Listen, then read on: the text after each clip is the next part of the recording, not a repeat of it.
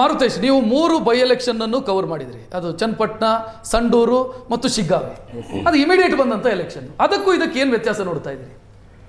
ಕಣದಲ್ಲಿ ಏನಾದರೂ ಬದಲಾವಣೆ ಆಗಲಿದೆಯಾ? ಮನಸ್ಥಿತಿಗಳು ಬದಲಾಗಿದೆಯಾ? ನಾಯಕತ್ವ ಜಟಾಪಟಿ ಇಂಥದ್ದೆಲ್ಲ ಅಲ್ಲ ಚರ್ಚೆ ಆಗ್ತಿದೆಯಾ ಜನರಲ್ಲಿ? 1.5 ವರ್ಷಕ್ಕೆ ಎಲೆಕ್ಷನ್ ಬಂತಾಗ ಚನ್ನಪಟ್ಟಣ, ಸಂಡೂರು ಇದೆಲ್ಲ ಆ ಟೈಮ್ನಲ್ಲಿ ನಾಯಕತ್ವದ ಬದಲಾವಣೆ ವಿಚಾರಗಳು ಪ್ರಚಾರದಲ್ಲಿ ಕೂಡ ಗಮನಿಸಿದ್ವಿ ನಾವು. ಇಲ್ಲಿ ನಮ್ಮ ಚನ್ನಪಟ್ಟಣದಲ್ಲಿ ಪ್ರಚಾರ ಟೈಮಲ್ಲಿ ನೀವು ಬೈ ಎಲೆಕ್ಷನ್ ಗೆಲ್ಲಿಸ್ರಿ, next D K Shivakumar CM ಆಗ್ತಾರೆ ಅಂತೆಲ್ಲ ಅವರ ಫಾಲೋವರ್ಸ್ಗಳು ಪ್ರಚಾರ ಮಾಡಿದ್ರು ನಾವು ನೋಡಿದ್ವಿ. ಆ ಥರದ ಚರ್ಚೆಗಳೆಲ್ಲ ಇತ್ತು. ಇಲ್ಲಿ ನಾಯಕತ್ವದ ವಿಚಾರ ಯಾವುದು ಚರ್ಚೆಗೆ ಬರ್ತಾ ಇಲ್ಲ.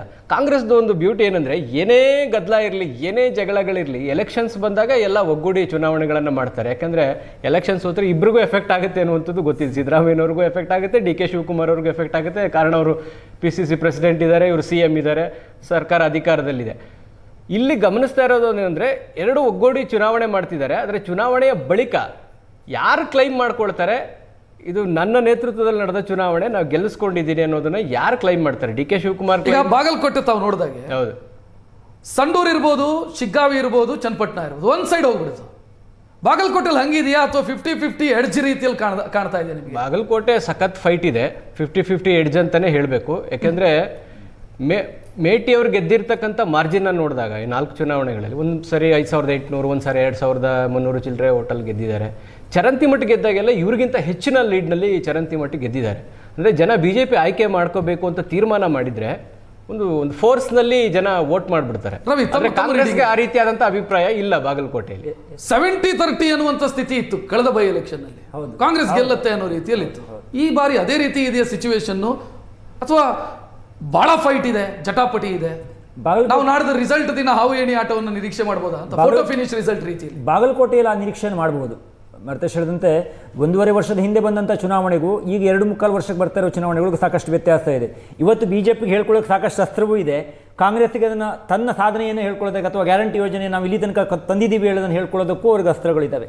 2 ಪಾರ್ಟಿಗೆ ಅಸ್ತ್ರ ಇದೆ. ಜೊತೆಗೆ ಮಾರುತೇಶ್ ಹೇಳಿದಾಗ ಒಂದು ಮಾತನ್ನು ಹೇಳ್ತೀನಿ, ಒಂದು ವೇಳೆ ಬಾಗಲಕೋಟೆ 50-50 ಇದೆ ಅಂತ ನಾವೀಗ ಹೇಳಬೇಕು. ಇವ ಹಂತದಲ್ಲಿ ನೋಡಿದಾಗ ಹಾಗೆ ಇದೆ. ಆದರೆ ಯಾರೇ ಗೆದ್ದರೂ ಕೂಡ ಒಂದು ಸ್ವಲ್ಪ ಜಾಸ್ತಿ ಮಾರ್ಜಿನಲ್ಲಿ ಗೆಲ್ಲುವಂಥ ಲಕ್ಷಣಗಳಿದ್ದಾವೆ. ಬೈ ಫೋರ್ಸ್ ಅವರು ತುಂಬ ಬಂದೆಲ್ಲ ವೋಟ್ ಮಾಡಲೇಬೇಕು, BJP ಗೆಲ್ಲಿಸಲೇಬೇಕು ಅಂತ ಬಂದರೆ ಡೆಫಿನೆಟ್ಲಿ ಆಗತ್ತೆ. ಆದರೆ ಸರ್ಕಾರದ ಮಷಿನರಿನಲ್ಲಿ ಕೆಲಸ ಮಾಡ್ತಾ ಇದೆ. ಗ್ರಾಮ ಪಂಚಾಯತಿಗೆ ಒಬ್ಬೊಬ್ಬರು ಮಿನಿಸ್ಟರ್ಗಳು ನೇಮಿಸಿದ್ದಾರೆ. ಅವರ ತನು ಮನ ಧನ ಎಲ್ಲ ಖರ್ಚು ಮಾಡಿ ಕೆಲಸ ಮಾಡಬೇಕಾಗಿದೆ, ಲೀಡ್ ಕೊಡಿಸಬೇಕಾಗಿದೆ. ಯಾಕಂದ್ರೆ ಇದಾದ್ಮೇಲೆ ಕ್ಯಾಬಿನೆಟ್ ರೀಶಫಲ್ ಅಂತ ಎಲ್ಲ ಚರ್ಚೆ ಮಾಡ್ತಾರೆ. ದಾವಣಗೆರೆ ಹೇಗಿದೆ ಅಂತ ಟ್ರೆಂಡ್? ದಾವಣಗೆರೆ ಟ್ರೆಂಡ್ ಈಗ ಮೊದಲಿನಿಂದ ನೋಡ್ಕೊಂಡು ಬಂದ ಹಾಗೆ ಅಲ್ಲಿ ಒಂದೇ ಕುಟುಂಬದ ಪಾರುಪತ್ಯ. ಆದ್ರೆ ಈ ಸಲ ಚೇಂಜ್ ಆಗಬಹುದು ಅನ್ನುವಂತ ನಿರೀಕ್ಷೆ, ಇತಿಹಾಸ ಮಾಡಬೇಕು ಅನ್ನೋ ಬದಲಿಸಬೇಕು ಅನ್ನೋ. 27,000 ಲೀಡಲ್ ಗೆದ್ರು ಶಾಮನೂರು. ಹೌದು, ಈಸಿಯಾಗಿ ಕೇಕ್ ವಾಕ್ ಈಸಿಯಾಗಿ ಆ ಕೇಕ್ ವಾಕ್ ಕಾಣಿಸ್ತಾ ಇದೆಯಾ? ಈ ಸಲ ಒಂದ್ ಸ್ವಲ್ಪ ಕಷ್ಟ ಆಗ್ಬೋದು. ಆದ್ರೆ ಫೈನಲಿ ಈ ಬೈ ಎಲೆಕ್ಷನ್ ರಿಸಲ್ಟ್ಗಳು ಸರ್ಕಾರದ ಮೇಲೆ ಏನು ಪರಿಣಾಮ ಬೀರುವಂತದ್ದಿಲ್ಲ. ಎರಡೂ ಪಕ್ಷಗಳಿಗೆ ಒಂದಷ್ಟು ಪ್ರತಿಷ್ಠೆ ಆಗಿರಬಹುದು. ಇವರಿಗೆ ಕ್ಷೇತ್ರ ಉಳಿಸ್ಕೊಳ್ಬೇಕು, BJP ಅವರಿಗೆ ಅವರ ಒಂದು ಪಾರುಪತ್ಯವನ್ನ ಕಡಿಮೆ ಮಾಡಬೇಕು ಅನ್ನೋದು ಅಷ್ಟೇ ಮುಖ್ಯ ಆಗುತ್ತೆ. ಹೊರತುಪಡಿಸಿದ್ರೆ ಬೇರೆ ಈ ರಿಸಲ್ಟ್ ಅಂತಹ ದೊಡ್ಡ ಮಟ್ಟದ ಬದಲಾವಣೆಗಳನ್ನ ಮಾಡುತ್ತೆ, ಇಲ್ಲಿ ಸರ್ಕಾರವನ್ನ ಬೀಳಿಸುತ್ತೆ, ಇಬ್ಬರಿಗೂ ನಷ್ಟ ಇಲ್ಲ. S, thank you. 4 ಮಂದಿಗೂ ಕೂಡ ಧನ್ಯವಾದವನ್ನು ಹೇಳ್ತಾ ಇವತ್ತಿನ ಟ್ರೆಂಡಿಂಗ್ ಎಟ್ 10 ಕಾರ್ಯಕ್ರಮ ಮುಕ್ತಾಯಗೊಳಿಸುವಂತ ಸಮಯ. ನೇರ ದಿಟ್ಟ ನಿರಂತರ ಸುದ್ದಿಗಾಗಿ ನೋಡ್ತಾ ಇರಿ ಏಷ್ಯಾನೆಟ್ ಸುವರ್ಣ ನ್ಯೂಸ್. ನಮಸ್ಕಾರ.